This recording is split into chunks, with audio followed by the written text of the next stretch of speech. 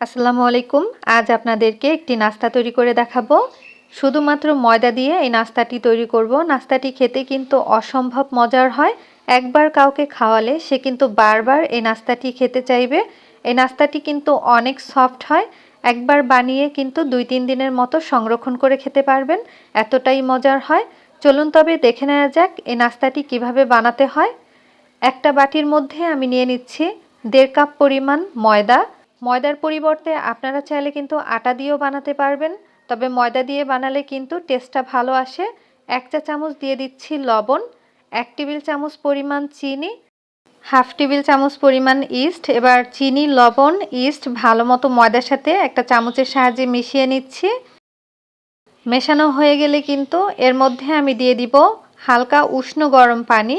পানিটা কিন্তু উষ্ণ গরম হতে হবে, অতিরিক্ত গরম পানি হলে কিন্তু ডোটা ভালো মতো মেখে নেওয়া যাবে না। দিয়ে দিলাম 1 টেবিল চামচ পরিমাণ তেল।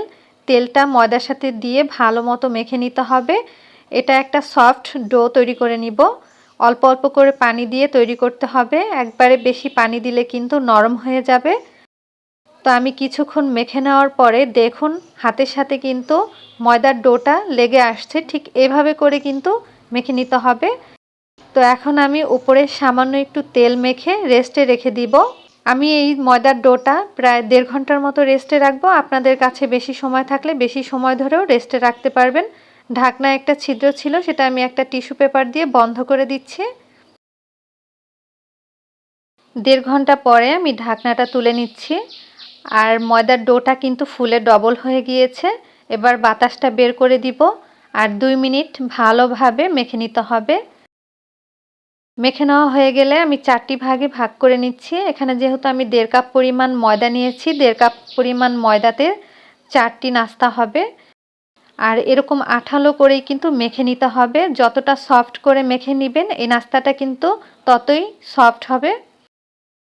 এবার একটা দিয়ে নাস্তা বানাবো, আর বাকিটা ঢাকনা দিয়ে ঢেকে একটা সাইডে রেখে দিচ্ছি। তো আমি একটা রুটি বেলে নিব। সামান্য একটু ময়দা ছিটিয়ে দিলাম। ময়দা ছিটিয়ে মোটা করে একটা রুটি বেলে নিতে হবে, একটু গোল করে। তো রুটিটা কিন্তু এরকম মোটা আর গোল করে বেলে নিতে হবে। এখন আমি একটা ছুরির সাহায্যে রুটির উপরে একটু দাগ কেটে নিচ্ছি। এইভাবে কিন্তু অবশ্যই দাগ কেটে নেবেন, নইলে কিন্তু ভাজার সময় রুটিটা ফুলকো হয়ে যাবে, বাতাসটা বের হতে পারবে না। তো আমি কিভাবে করে দাগগুলো কেটে নিচ্ছি আপনারা দেখে হয়তো বুঝতে পেরেছেন। ঠিক এভাবে করেই দাগগুলো কেটে নিতে হবে। দাগ কেটে নেওয়া হয়ে গিয়েছে। এবার এটাকে আমি একটা প্লেটের মধ্যে রেখে দিব। যে প্লেটে এই নাস্তাটা রাখবো সেই প্লেটের মধ্যে আগে থেকে সামান্য পরিমাণ তেল মেখে নিয়েছিলাম। এবার এটা রেখে দিচ্ছি, একটা ঢাকনা দিয়ে ঢেকে 5 মিনিটের জন্য রেখে দিব। 5 মিনিট পরে নাস্তাটি ভাজার জন্য আমি তেল দিয়ে দিলাম। এটা কিন্তু ভাজতে ডুবো তেল লাগে না, অল্প তেলেই ভেজে নেওয়া যায়। তেলটা যখন হালকা গরম হয়ে গিয়েছে তখন আমি দিয়ে দিলাম। আর মিডিয়াম লো আছে ভেজে নিতে হবে, হাই আছে ভাজলে কিন্তু পুড়ে যাবে। তো আমি এক পাশ হয়ে যাওয়ার পরে অন্য পাশ উল্টে দিলাম। মিডিয়াম আছে ভেজে নিলে কিন্তু ভিতরটা খুব সুন্দরভাবে সিদ্ধ হয়ে যাবে।